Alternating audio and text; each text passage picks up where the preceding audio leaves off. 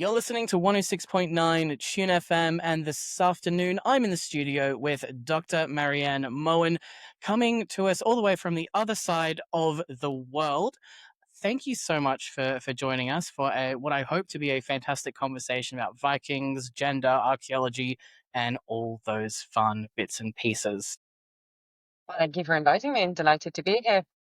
So, for our listeners out there, can you sort of introduce yourself? I always prefer to get people to introduce themselves in their own words rather than me handing out a boring biography. Who are you? What do you do? Right, so I'm Marianne Moen. I'm currently very lucky to be in the position of head of Department of Archaeology at the Museum of Cultural History, which is part of the University of Oslo, which is it's a bit of a handful of a job title, but I like to get it all in. Um, in my research time, I focus mainly on Vikings, but my main interests are gender and mortuary behaviour and past identities, but also the relationship that we in the present have with the past and how that colors what we think about the past and all the big questions, really. So that's a bit of a loose introduction, but lots of different research interests in those fields. Yeah, and it's such a vast, interesting, broad field. In doing some background research, I was, reading your biography on the University of Oslo's website, and I saw that you've described yourself as a feminist archaeologist. Very much so. What does that mean to you? It just, it means many things to me. I think it's important to use the F word, and that's gotten a lot more socially acceptable in the time that I have been active in research. And so when I started out doing my PhD, which isn't that long ago, but it's 10 years, calling yourself a feminist archaeology raised a few eyebrows. Not that people were sort of negative, but they were a bit like, it's a bit unnecessary, isn't it? But now, you don't get that so much anymore, and it's more sort of a little bit more mainstream, which is lovely. So to me, it just basically means that the past that we think we know is a past created by men and for men and about men. And if that was the past, then the human race would have done very badly, really. Um, we still need to talk about representation in the past. We still need to talk about how we think the past was, and we still need to talk about the relationships that we have with the past that we create. I mean, this is turning into a very long answer, but I think there's a lot to untangle in terms of that we tend to create the past that we want. And if that past is devoid of active women, that tells us something really quite critical about today's society. So I think feminist archaeology is the only archaeology that we should be doing, and that we have a lot of work still to do in terms of who we are and where we think we come from. Yeah, look, you'll get no argument from me here. I'm not an archaeologist. I'm a journalist. But science. And archaeology. I would wake up at 6 a.m. as like a 5-year-old and go and watch Time Team reruns in the morning before having to go to kindergarten. So it's something that we really like to talk about here at Tune FM, and particularly bringing in gender to it. And what you explain in the ways that we relate to the past, it has such a surprising impact on our behaviors and our modern understanding of ourselves, representation of past peoples, and how that informs our decisions and traditions. We're seeing a lot of it right now resurfacing, a little bit scary. But I think the work that you're doing is really, really interesting. And one of the things that I've seen that you've spoken about is gendered archaeology, very heavily talking about how to focus on the Viking Age. It's all very manly, masculine men, and the identities of women, and anyone who may fall in between that broad spectrum is generally overlooked. So maybe you could talk like a little bit about the Viking gender roles as we understand them today, and any evidence that may be there, particularly with the mortuary scene, I suppose. Hmm, absolutely. So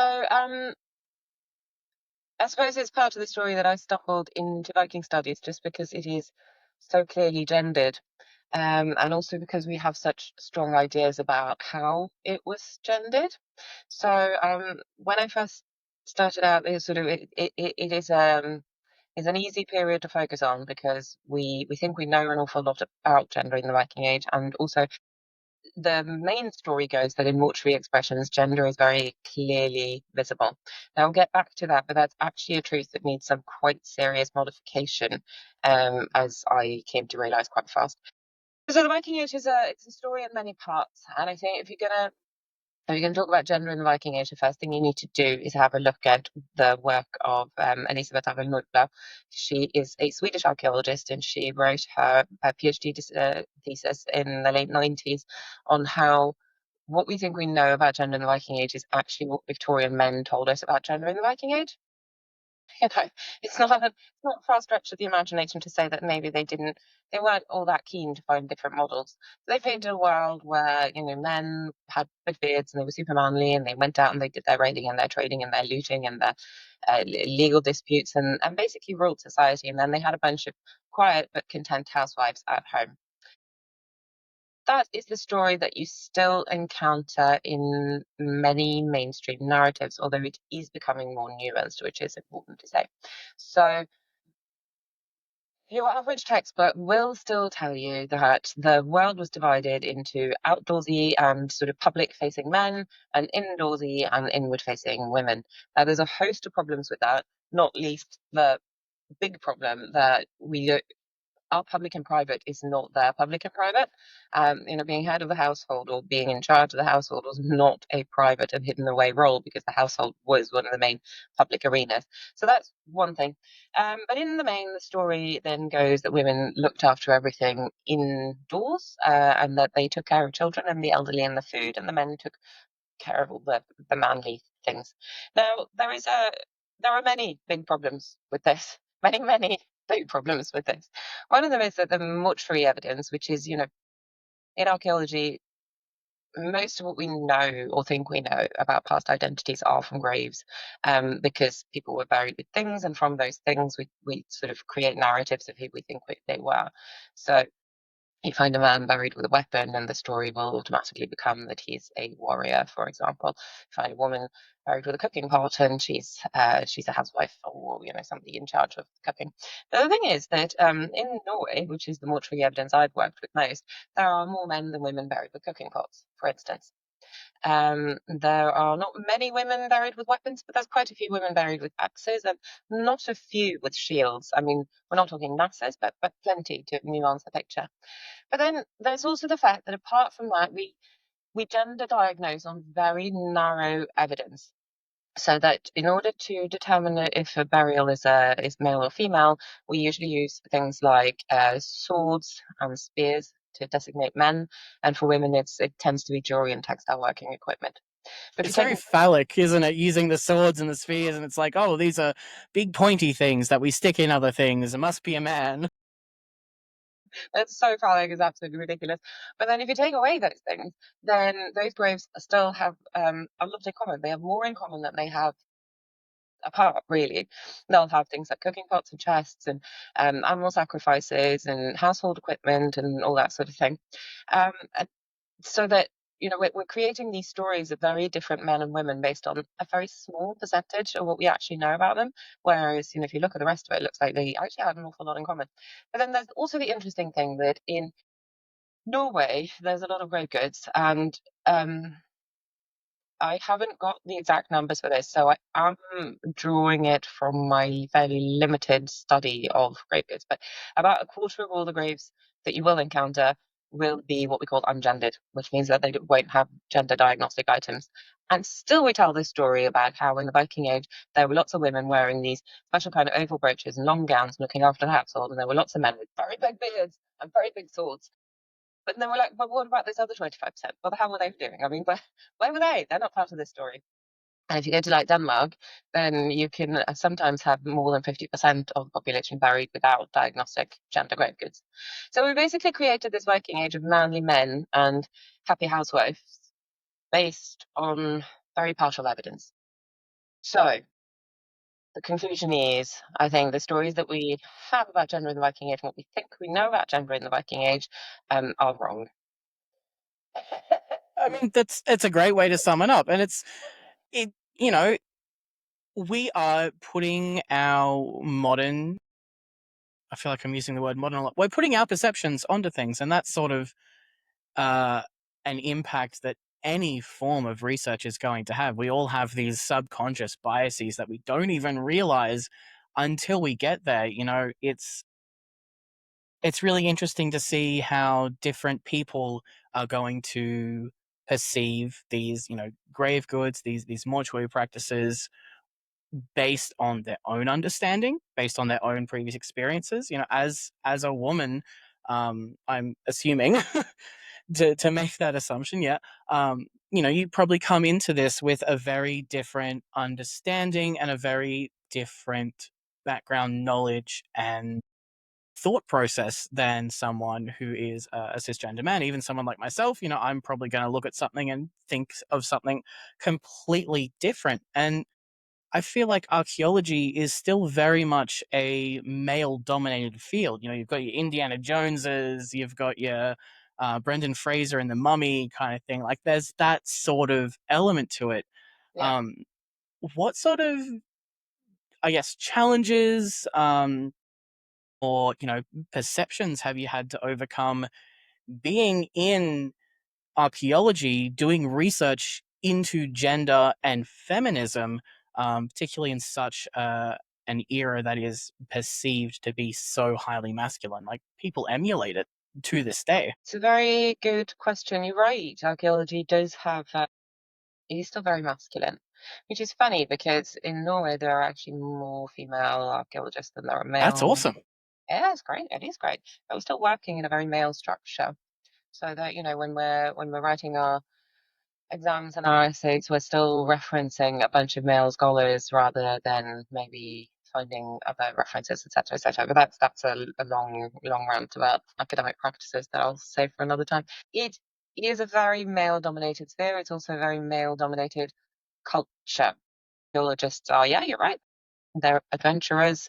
They go out and they're sort of lone wolves. They go out and find stuff, etc., etc. That's not the everyday experience on the ground, where because actually archaeology is requires uh, excellent people skills and lots of teamwork.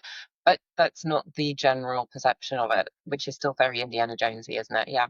So I guess my story is a story in two parts because I actually had a really long break from archaeology in my 20s to mid early 30s. We'll call it early 30s. So when I did my MA, I was young, very young, so young. And that's when I was first introduced to gender archaeology.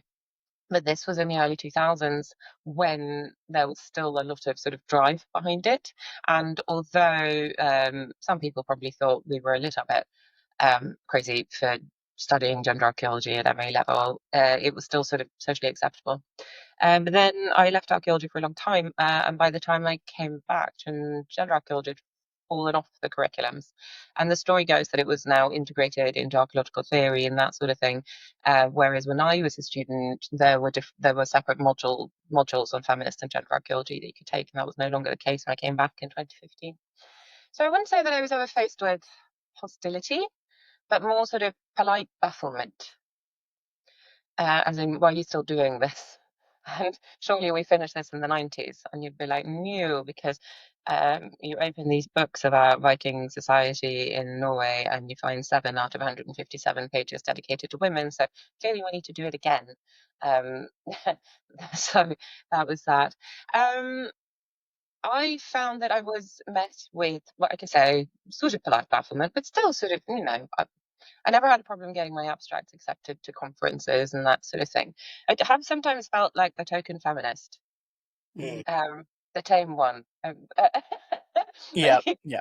They let me come to all the big conferences because they know that I'm going to be spouting lots of feminist stuff, but it's not surprising to them in any way because they know me. So there is that, I suppose, a slight feeling of yeah, being the household feminist. Um, that is changing, I think. Um, Yeah. And I'm not the only one, but I am amongst the more outspoken. So there is that.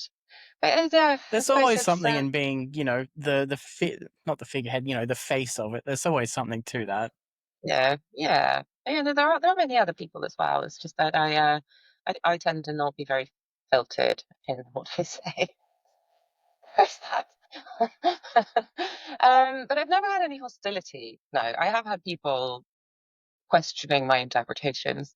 That's, that's fine. I question other people's interpretations. We can It's every academia, right? Yeah, that's what we do, isn't it? So yeah, some people think that my interpretations are way off, but I think their interpretations are way off. So that's okay. And it's all about opening up a dialogue. If you, as long as you are listening to what the other person is saying, even if you might not agree with them, you might read it if you go in with an open mind and go, oh, hang on, actually, here's an excellent point that I haven't considered. Yeah, But, yeah, here's one of my points that this person hasn't considered. And maybe two things can be true at the same time, right? exactly. Like, you know, That's the beauty of archaeology, isn't it? Because we won't actually ever know the answer. So I talk about what I think is most likely, but it's as you said, like there is no view from nowhere. I will never see the past from anything but my own perspective. I think the idea of objectivity in archaeology is a bit of a fallacy because how could you? I mean, I create the past that makes sense to me, and obviously, try and base it in the empirical data, but if the empirical data can mean so many different things to so many different people, I think that tells us something about where the past that we relate to is created. and it's so interesting as well. So I'm like, I come from a communications background. I'm a journalist. I work in communications. And one of the things that we talk about in the field is how things shape meaning. So communication is often described as the process of creating meaning. And that's exactly, what you're saying that you're doing with archaeology. You are creating meaning and understanding about the past. And you made a really good point earlier of how when you first started, you were actually doing gender archaeology, and now everyone's a bit like, why are you still doing this? What is it? Because I work at a university. We're a university radio station, so I interact with a whole bunch of different academics. I've never heard gender archaeology come up as a topic until I stumbled across sort of the research that you're doing. Is it something that you think should be brought back, taught as its own? We have queer theory, we have gender theory, we have all of this. Feminist archaeology, gender archaeology, it sounds like it certainly has its place. Yeah. Oh, that is a big debate, and I sometimes I change my mind on this quite frequently. I think in an ideal world you wouldn't need to, because I think that it would just be part of archaeological theory and methodology. But I think that ideal world is quite far off. So I think that yes, we should teach it um, as a separate module and as separate modules. And I think we need to do it more than just a week here and there at bachelor and master's level and a throwaway comment like some people do landscape and also some people do feminism. So, well, no, because everybody should do feminism. It should be part of all archaeological theory. And until we get there, I just don't think that it can be separated out in, yeah. So yes, I think it should. And I think there is sufficient interest now, at least in Norway. The students that I've had interactions with over the last few years, well, they would say that because I've been talking to them, so it's not like they're going to argue with me. But they have all expressed an interest in more gender focus. So, yes, I think it should. Maybe it should be a wider focus on identities and intersectionality and what creates identities, but certainly based in feminist theory, I think. Mm. And identity, it's such a huge topic. What is an identity? My identity could be journalist, your identity could be, archaeologist, but on top of that, we have all these other layers of identity as well. And that's, going back to sort of the whole point of this, what we're talking about is trying to understand the identities of people in the past. We don't know what terms they might have used to describe themselves. We don't know how their identity plays into their role. I am personally quite interested in, learning about history, learning about the Viking Age and things like that. And what I see in popular culture, Mm. with things like the Vikings show, and reenactment groups and things like that is very different to things that I read from people who are interested on the religious side of things, like women being in charge of the money, for example, and all of this other sort of stuff. They come from stories that are written down by people who had an agenda. Yeah. So there is that decoding element to it. And I guess I'm just curious about how you go about disseminating that when you are, reading up on old archives or older papers, or even, the closest that we can get to sort of first, second-hand sources. Hmm. I think there's always a number of sort of interpretive layers that you have to go through. I think the best thing to do is to have an acceptance that all knowledge is created, as we've spoken about, from somewhere. And so, what was written in the 1950s is not necessarily worthless, but we need to recognize the climate in which it was written, just like my academic output needs to be read in the climate in which it is written, and acknowledging my own social perspectives and agendas, of which I certainly have many. So I just think there's a need for openness in terms of where knowledge is created, and one of my main problems is this idea that we can really know what's going on. So I think the thing to avoid is to present established knowledge about the Viking Age. We can present our theories and we can present our very educated and well-founded guesses, but I think it always needs to be with quite a bit of humility in terms of this they are interpretations and not necessarily the truth. So I think that's really quite important. Um, I also think that academics tend to, and I'm not, right, there is an academic culture of people feeling like they need to present that they know an awful lot about the past.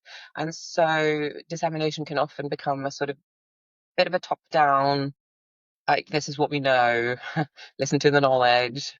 Whereas I just think that most audiences actually can handle the fact that we don't know all that much in certainty. We have good reasons for saying what we think we know, but it is important to recognise that we think we know. We don't know. And I think most audiences can handle that without thinking less of academics, if that makes sense. Yeah, no, I mean, it makes sense. And it's refreshing to hear people say, we know a lot, but we don't really know a lot.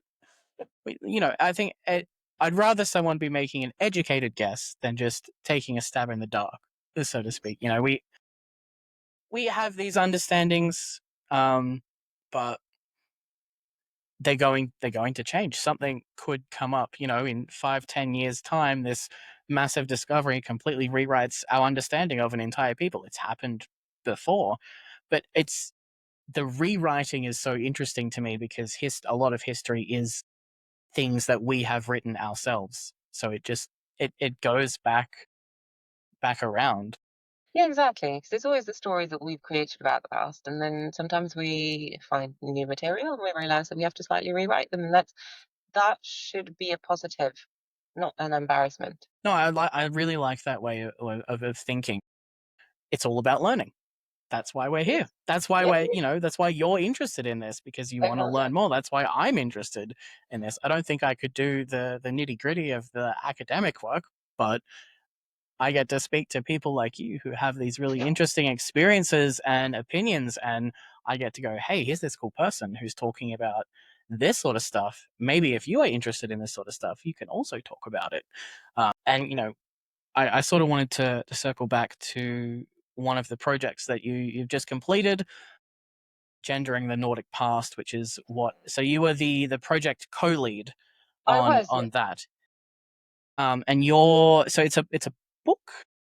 Well, I was because I looked at it, I was like, I'm confused. Is this a book? Is it a journal? But yeah, available now for people or soon? Yes, so it's available for pre-order. It's currently in print, and we're having a book launch in June, which is very exciting. That is very Yeah, Henrik exciting. Lundvik passed is like the Oh, it's like an absolute model project. It was a joy to work on. It was a small pot of money that we were given by an initiative called UIO Nordics, and it was just a small pot of money, but it paid for a postdoc for 2 years, Lisbeth Skogstrand, who did that, and then it paid enough for us to have regular workshops where we basically got a bunch of really great colleagues across the Nordics to come together. I think about once every 6 months, discuss article drafts, and then those article drafts and presentations eventually became the book that we're now launching. Yeah, fantastic. That's fantastic. It was really, really good fun. So the main thing was that we wanted to focus on the idea of the gendered Nordic past, because the Nordics we have this very strong sense of our own gender equality that I think is a little bit inflated. So it's interesting to delve into it really and talk about the perceptions of the past and whether or not the academic representations actually fallen into that idea of like Nordic gender equality, or if there's any discrepancies and that sort of thing. And obviously there are discrepancies. So it's been really, really, really great fun. So we finished in 2023, but obviously, even though the project is finished, the books always take an awful lot. But we're finally there. So that's good. And it's, it's available for pre-order. It's awesome. And your chapter in it, like your specific chapter, is exploring. I've got it written down here because otherwise I was going to forget. Exploring the interpretive potential of ungendered graves, and Yeah. we've spoken a bit about ungendered graves and the grave goods, and their impact. What can you give us? A spoiler, a hint, a preview. What is the interpretive potential of them? Well, I think if you take them seriously, I think it essentially changes what we think we know about gender in the Viking Age. Because we tell stories based, like I was talking about earlier, on swords and brooches, basically. But such a huge proportion of the graves don't contain those swords and brooches. But these people are not part of our interpretation. So if we take the ungendered graves seriously, it means that we have to create new stories about who we think populated the Viking Age, which is huge. It's absolutely huge. And these are elite graves, many of them. They're very well equipped. Some of the best known graves in the Viking Age actually don't contain gender diagnostic objects. So it really does have the potential to change what we think of as the social landscape. But we need to delve into how we create identities in the Viking Age, because I just think that with the stories that we have created use this far too narrow and empirical base for those identities. So I think if we really looked at the ungendered graves and what they might mean, we might end up with a lot more questions, that's for certain, but also a very different picture of how we think social order functioned. We always talk about the past as a very clearly gendered binary, male and female, and that's it, and they are different and not overlapping. Whereas I think the ungendered graves shows us that actually there's a lot of overlapping social responsibilities and roles. So that's one thing. And the other thing is that an argument that is often used to explain the ungendered graves is that they might have contained gender diagnostic objects, but they've since disappeared because, preservation conditions and stuff, which is fair enough, they might have, but then that forces us to acknowledge that the same would probably have happened for the gendered graves. And so that's why we'd end up with an awful lot of questions if we're gonna assume that ungendered graves once had something they no longer have. We would need to do the same for all the gendered graves as well, which would basically mean acknowledging that we know very little. Mm. So, I think the implications are absolutely huge if they were to be taken properly seriously. And speaking as someone who has no educational skin in this game, I think it should be taken completely seriously. You can't just, write it off as not relevant because it doesn't have a sword, or it doesn't have a brooch, or it doesn't have a cooking pot. There's still graves with very interesting and probably very relevant information that could be gleaned if people were to take them seriously. And I Exactly. guess that makes me wonder then, and bear with me because this is going to be a sort of a long-winded explanation before I get to the question. Are you familiar with Ursula Le Guin? Of course, yeah. at all. Yeah, so like the left hand of darkness, the concept of let's take a society and what would it be like if we just removed gender from the equation. Yeah. Cool. I'm glad I don't have to like dive into that explanation. How do you think it would change the way that we look at graves and mortuary practices in general if we just removed gender as a just as a concept? We don't bother thinking about what gender was this person, but we look at who was this person based on what is in this grave, not what tackle did they have between their legs. Yeah. I think that's what we need to do, really, to properly. I don't know if the word is ungender or gender the past, but to get a better understanding of the past that isn't quite as rooted in our own gender ideologies. I think that is exactly what we need to do. And it really frustrates me. In our society, gender is the first and foremost thing that you're met with. Like when I was pregnant, the question would be, "Is it a boy or a girl?" Like, I don't know. People would be shocked and appalled. Fill in a questionnaire, and it's male, female, and now there's a third category, which is great. But even the fact that you have to tick that third category is quite frustrating because gender shouldn't be the first and foremost identifying feature of a person, but it is to us. We're absolutely obsessed with it. And I just think that until we can leave that to one side, we assume that other societies were as obsessed with it as we are, and it does create this idea of that sharp binary divide that I don't think we should assume that other people have. It's the first question we ask when we look at a grave: is it a man or a woman? It's the first category you'll find graves sorted into. Like, uh, there were big volumes of things like Viking age grave goods and in Ireland, for instance. It's a wonderful book, but it has separate chapters on male and female graves. That's how we categorize the past. And I just think it creates, by doing that at the very outset, we've already laid the foundations for how we think their world was ordered. Whereas if you can look at the grave without asking that as the first question, then maybe you would get a better idea of the society and the individual roles. So, yeah. Yeah, I think it makes sense going back to what you were saying about how a lot of what we assume to be true is things that were written by men in the Victorian era. As we all know, the Victorians had very interesting views on the world and people's roles within it. So there's very much a carry on, I think, from what you're saying. But I wanted to look at. So I'm sure you're familiar with what is being called the non-binary Viking grave of an individual who had Klinefelters, that we assume had Klinefelters based on chromosomal evidence, who was buried in a dress but with a sword, and everyone's like, "What? Who is this person? What is going on here?" Yeah.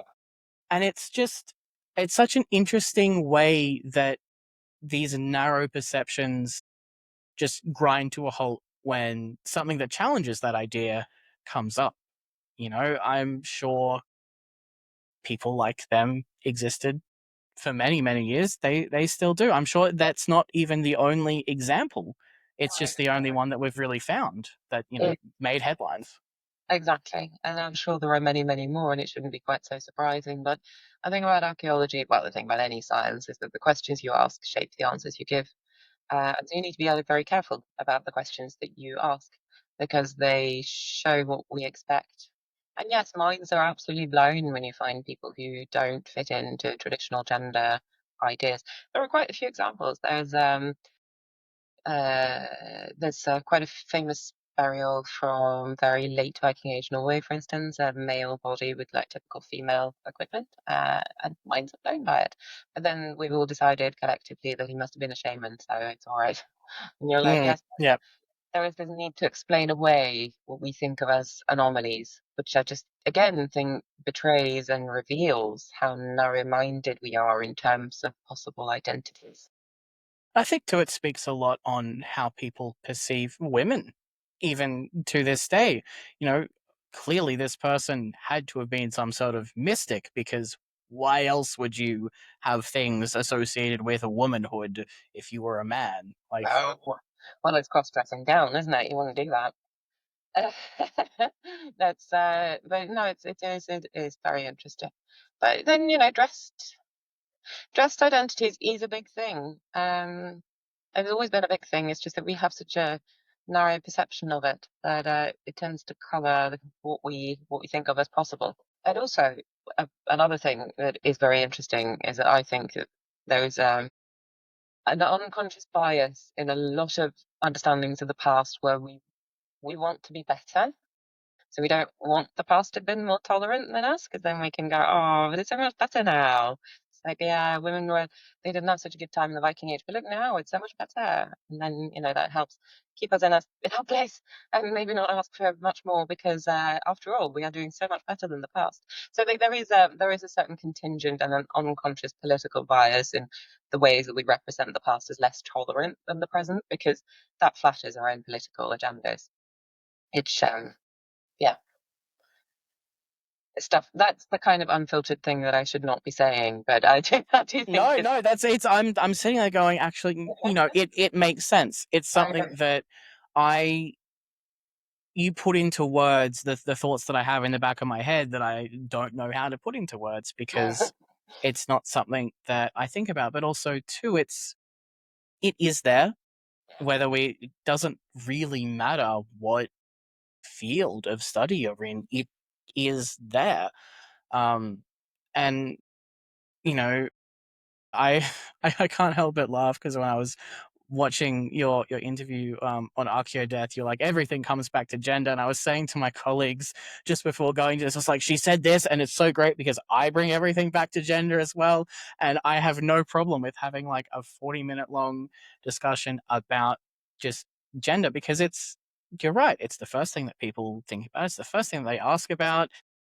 If you don't perform your gender correctly, people go, what the hell is wrong with you? And so, of course, people want to look at the past and go, well, I'm performing gender in this way. And it exactly. does have these wide reaching impacts. There are so many men, there's whole businesses based on it. Men who are like, I'm a Viking, and they're big burly dudes with beards. Yeah, it is mind blowing. So I have collaborated with this wonderful project. It's finished now, but it's called Back to Blood, and it was based in the University of Stavanger, and they looked at like Viking identities and the modern world. So right, I have learned through that project that you can get something as mad as a Viking beard transplant. There are companies specializing in beard transplants, and several of them market Viking beards. And Well, what how is a Viking beard different to a regular beard? Yes.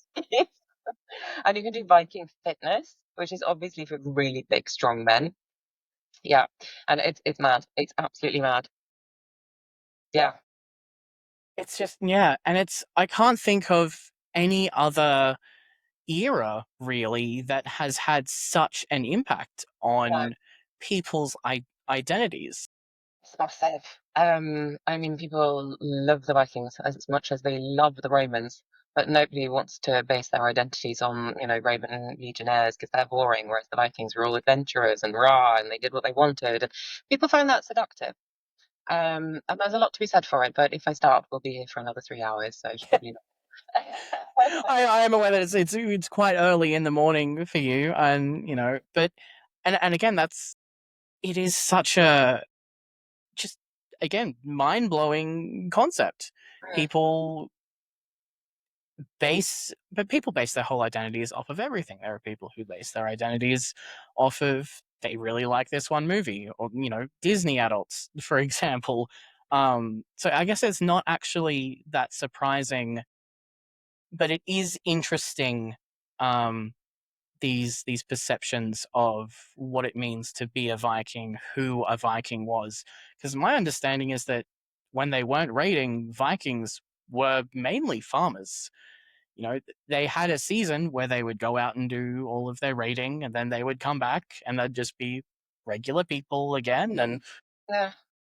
I mean, I'm but not one. nobody wants to be a farmer. Nobody wants to be a farmer. I not want to minimise, the horror of the Viking raiding, but actually it wasn't all that bad, and it wasn't all that. It wasn't all that encompassing. It's not like everybody went out raiding. Some people did, but people from all over Europe did. The Vikings were not that different from like regular sea raiding at the time.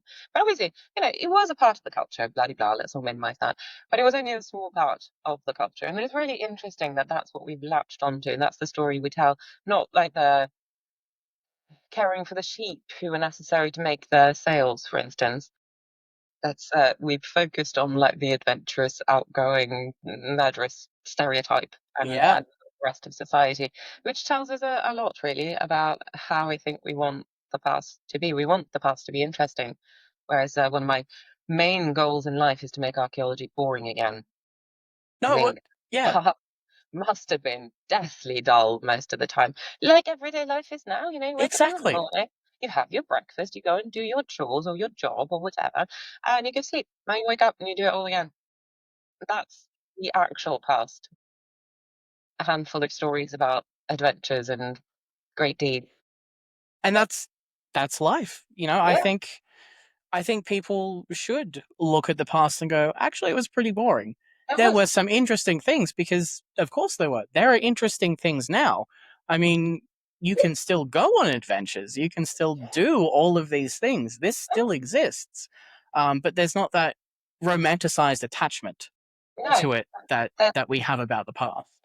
yeah, no, because we like stories, and that's fair enough. But I just think that we need to accept that, the past was lived lives, and they are quite tedious a lot of the time. Which is not to say that they're not worth living and not fun while you do it, but a lot of the stuff that we go through the motions with, it's just not that exciting. And if you were to tell those stories, I guess people would find it boring. But I think that's something that we do need to focus a bit more on, like the everyday lives, the everyday actions of people.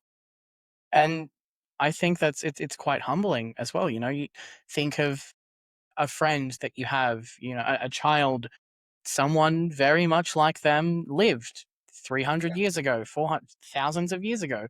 They lived, they worked, they loved, they Yeah, laughed, then yeah. they died. It's going to Yeah, happen to us as well. exactly. You're not going to leave that much of a trace. I'm certainly not. And then, but that doesn't matter. And I think that's part of the romanticizing the past. We look for like the really big standout things, and I'm not sure that's very healthy. Really, I think we need to look at the smaller things And I in life. think But this this, is becoming very philosophical, so I'm sorry about that. no, don't apologize. When I get really into it, I will happily sit here for like 2 hours and have an impromptu seminar, for example, but I think my boss would actually kill me. But it is something that I think more people should consider. It's something that I think about a lot. I'm sure a lot of people do think about it. I think Um, so. but the little people, maybe they didn't make a massive impact on history, but they still existed. There were still, women out there who did something ever so slightly different, or they did exactly the same thing that everyone else did. They still Uh, mattered. yeah, in a way, they are history more than the handful of people whose names we know. Because without the backbone of society functioning, none of that would have happened. So yeah. But again, that's part of my make the past boring again agenda. No, look, I don't think the past could. It's one of those things. I don't think the past could be boring because the act of learning about the past is interesting. Yeah. But I the don't, things that happened in the past, yeah, a lot of it was probably yeah. probably very boring. And it's people don't have that perception, which I guess brings me to sort of we'll say the wrap up of everything is this upcoming project that you are involved in looking at people's perceptions of the Viking Age, Mm. of does it touch on gender there as much, or is it more just how pop culture and history and education influences people's thoughts? So, I mean, anything I do touches on gender. This would be the Making a Warrior project, which is more about sort of detangling our ideas. It does go back to the things that we've been talking about in terms of like how we perceive and create identities in the Viking Age.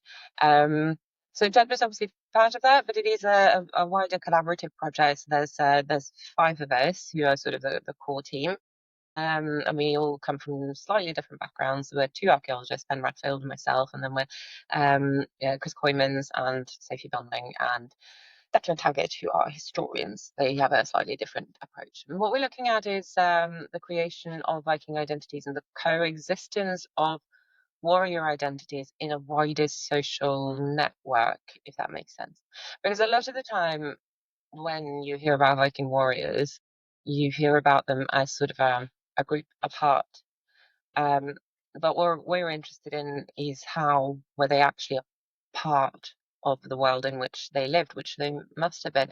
So this weird tendency to compartmentalize and sort of separate out social groups that we tend to find in a lot of studies where, you have whole books written about warriors and none of them talk about the interaction with other social groups or the influence of things like age and gender. Were you a warrior at all times? Did you retire from being a warrior? Were you born a warrior? How were you socialized into that role?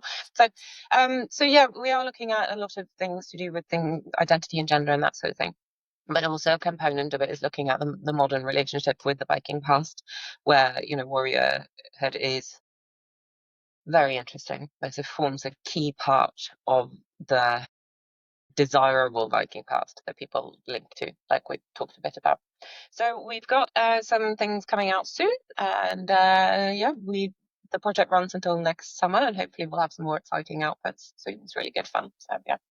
I completed the survey myself. That's actually how I came across you, because I'm linked in with a lot of the reenactment and like the living history groups in my area, and someone Mhm. shared it. I was like, oh, this is actually really fascinating. And I went, I'm probably not the right person to fill this out because I'm sitting there going, what was a Viking to you? I was like, well, a Viking was this person who generally went and raided and did all of this stuff, and like sort of the boring answer almost, Yeah. and it just got me thinking about, yeah, how many people out there consider a Viking to be a very specific thing, and one of those things might not have been women.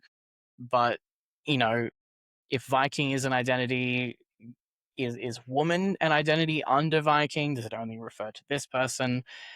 All those long, big questions that Mhm. make people's careers Yeah. to consider. Yeah. So I feel like I don't want to keep you any longer because I'm aware that it's probably only just sort of hitting around 9 a.m. for you.